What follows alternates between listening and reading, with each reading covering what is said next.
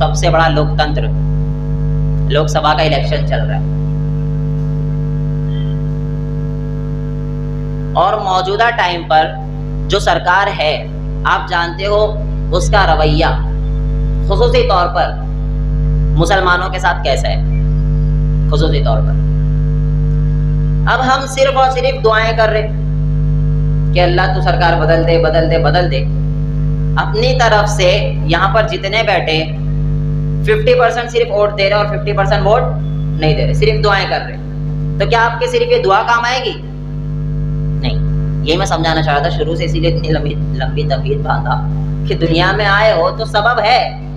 आप वोटिंग नहीं दोगे तो आप हारोगे भी। वोट देना हर इंसान को जरूरी है। और आप जानते नहीं हो कि हमारे पूर्वजों ने, आबा व अजदाद ने कितना ज्यादा तकालीफ, कितना ज्यादा जिद्दोजहद करके ये वोटिंग का सिस्टम चालू किया है, जानते हो। और हम और आप सिर्फ घर में बैठ के दुआएं करने लगे अल्लाह सरकार बदल दे, तो फिर ऐसे काम चलने वाला नहीं है। हर इंसान को चाहिए कि वो वोट दे, और जिसका वोटर आईडी नहीं बनाए, ये टाइम बहुत जल्दी जल्दी बनते, जब इलेक्शन का टाइम आता है ना तो हर काम जल्दी जल्दी होने लगता है, बताइए आपको, तो बहुत जल्दी जल्दी काम होने लगता है। तो जिसका वोटर आईडी नहीं बना है वो कोशिश करे मैं वोटर आईडी बनाऊं, और घर में हर बच्चा, हर घर की औरत, हर मर्द, हर फर्द वोट देने के लिए जाए और वोट दे।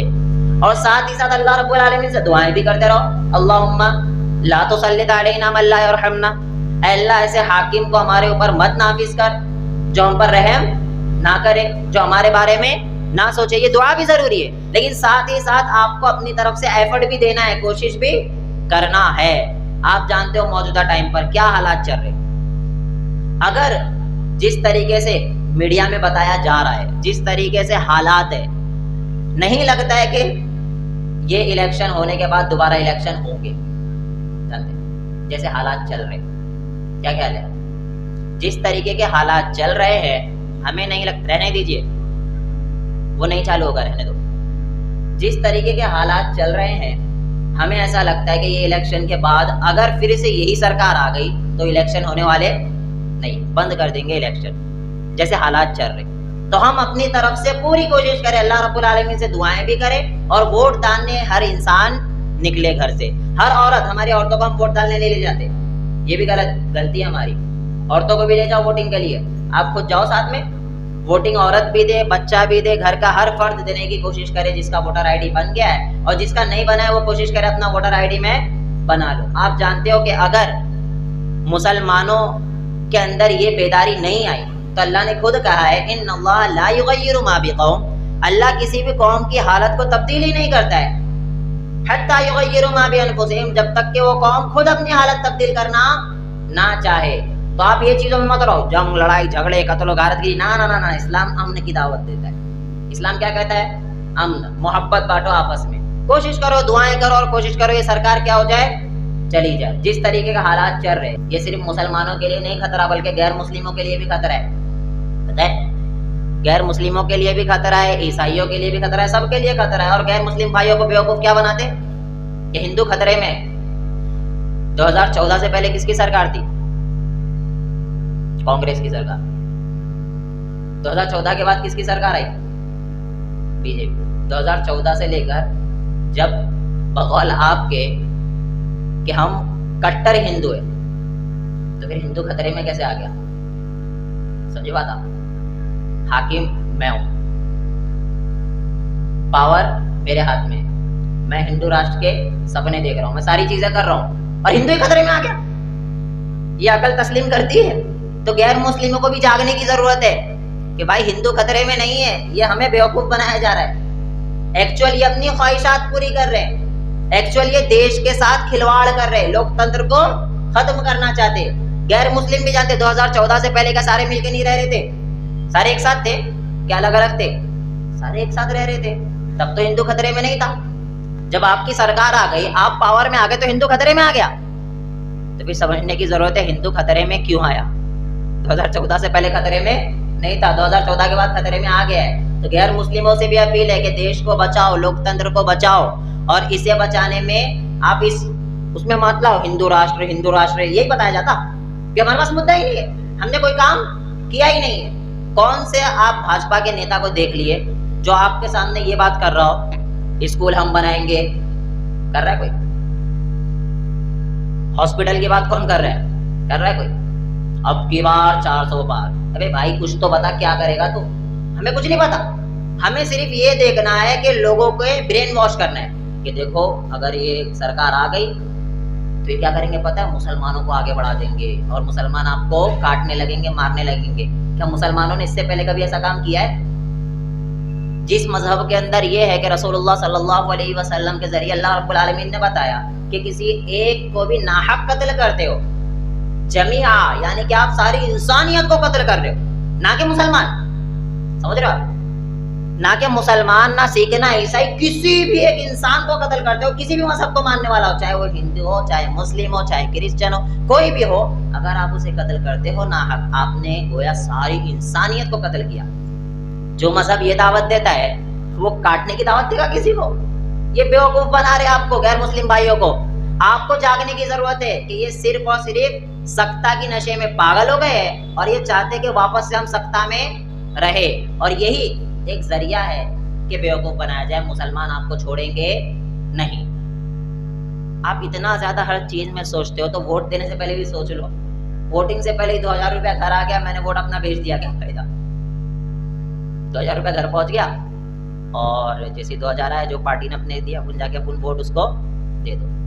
आप नहीं जानते भाई कि आप जो ये वोट बेच रहे हो ना, दरअसल अपने बच्चों के मुस्तकबिल को बेच रहे हो, दरअसल अपने देश के मुस्तकबिल को बेच रहे हो, देश को खतरे में ला रहे हो, लोकतंत्र को खत्म कर रहे हो। पता है क्या हालात हो जाएंगे?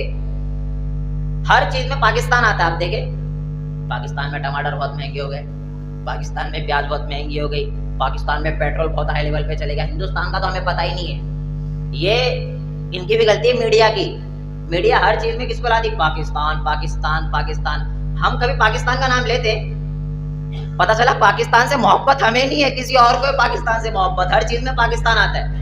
ये मैं बयान इसलिए कर रहा हूँ, आप जागो और जाग कर वोट देने के लिए निकलो घर से। और गैर मुस्लिम भाइयों को भी बताना चाह रहा हूँ कि मुसलमान हमेशा से मोहब्बत से रहे, हिंदू मुस्लिम सिख ईसाई, और आगे भी रहेंगे।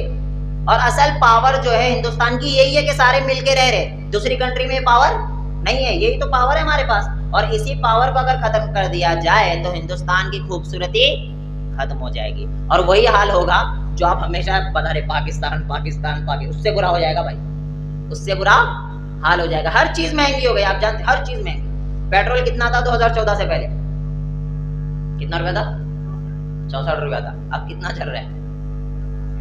कितना फासला हो गया?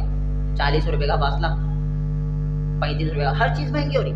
गैस का सिलेंडर कितने का था? 400 का था, अब कितने का हो गया? 800, 1000 पार चल रहा है वहां पे साउथ में। ये सब भाई किसके लिए हो रहा है? आपके लिए हो रहा है सिर्फ महंगा। गैर मुस्लिम भाइयों को सस्ता मिल रहा है, मेरा ख्याल है नहीं मिल रहा। मेरे को लगा ऐसा शनाख्ती कार्ड पूछते होंगे, कौन ये मुस्लिम है ना, आपके लिए 1000 है। अच्छा, शनाख्ती कार्ड। नॉन मुस्लिम आपके लिए 400, ऐसा चल रहा है क्या? नहीं भाई, महंगाई हो रही है तो सबके लिए हो रही है। तकलीफ में है तो हर कोई परेशान है। अच्छा पता है ये चीजों में आगे बेरोजगारी है, पता है? जिनके पास काम धंधा नहीं है वही बाहर निकलते और हिंदू राष्ट्र हिंदू राष्ट्र, क्योंकि उनको पता काम धंधा ही नहीं मेरे पास, और मैं ये नारे लगाऊंगा इसके पीछे मुझे क्या मिलेगा? पैसा मिलेगा। ये चीजें चल रही है भाई आज। और मैं जो बातें कर रहा हूँ हवाई बातें नहीं कर रहा हूँ, ये सारी रेफरेंस की बातें है कि ये चीजें चल रही है आज मुआशरे के अंदर। कई लोग ऐसे पकड़े गए हैं, इंटरव्यू लिया जा रहा है, बुर्खा पहने भी खवातीन, ये जो सरकार है हमारी, बोले हाँ, इन्होंने जो जो काम किया है इससे पहले कोई सरकार ने ऐसा काम नहीं किया मुसलमानों के लिए। क्या? मुसलमानों के मंगलसूत्र को बचाया है, सोने को बचाया है, ये सारी बात कर रही मुस्लिम खवातीन।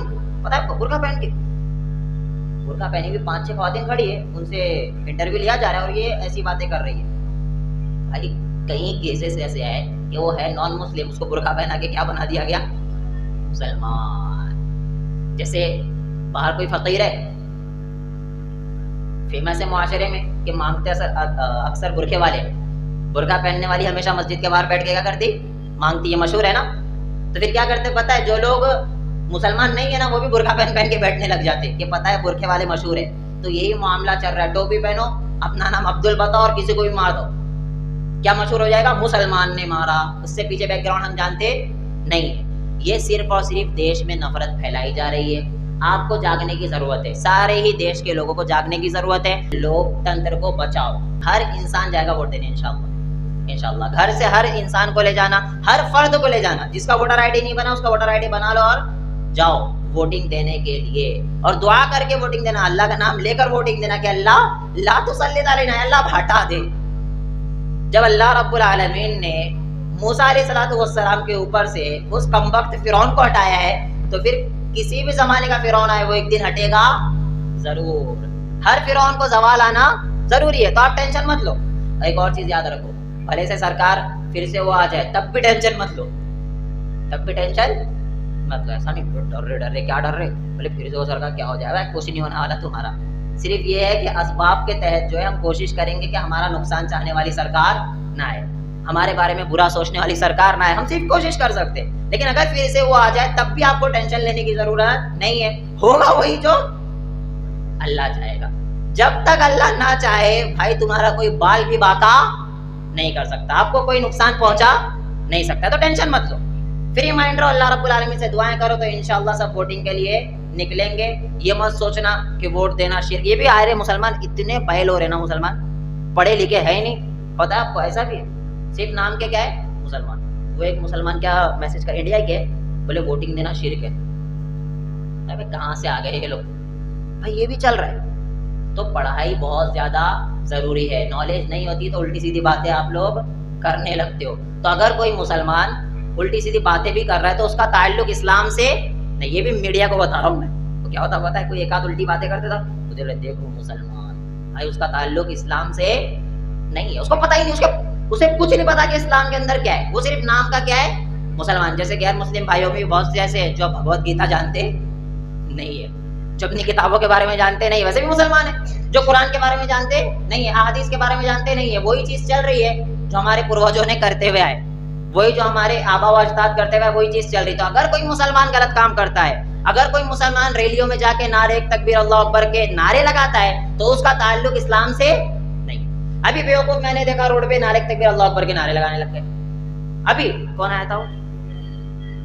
कन्हैया, यहाँ से खड़े है ना कन्हैया कुमार, वो आए हुए थे आई थिंक, वो जा रहे होंगे। बेवकूफ मुसलमान ये सुंदर नगरी के, अब कौन थे वल्लाहु आलम, वो पहुंच गए नारे तकबीर और पीछे से अल्लाहु अकबर। अब मीडिया को यही तो चाहिए चूरन, देखो मुसलमान अभी इलेक्शन से पहले ये चीजें कर रहे, तो सोचो बाद में क्या होगा। और मैं हूँ अंधभक्त भाई, बात में तो दम है, महंगाई गई साइड में, बात में तो दम है।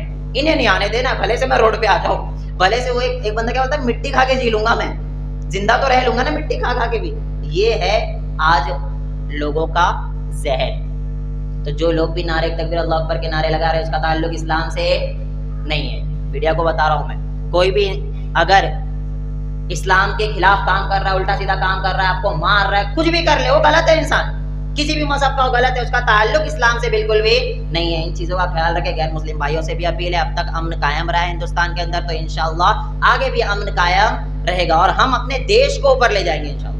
वरना गिरते गिरते गिरते श्रीलंका का हाल क्या हुआ था, उससे भी बुरा हाल हमारा हो जाएगा और पाकिस्तान भी हमसे ऊपर बढ़ जाएगा और पता भी नहीं आपको कि क्या हो रहा है हमारे साथ। अल्लाह रब्बुल आलमीन हम तमाम ही लोगों को इस फितने से महफूज रखे।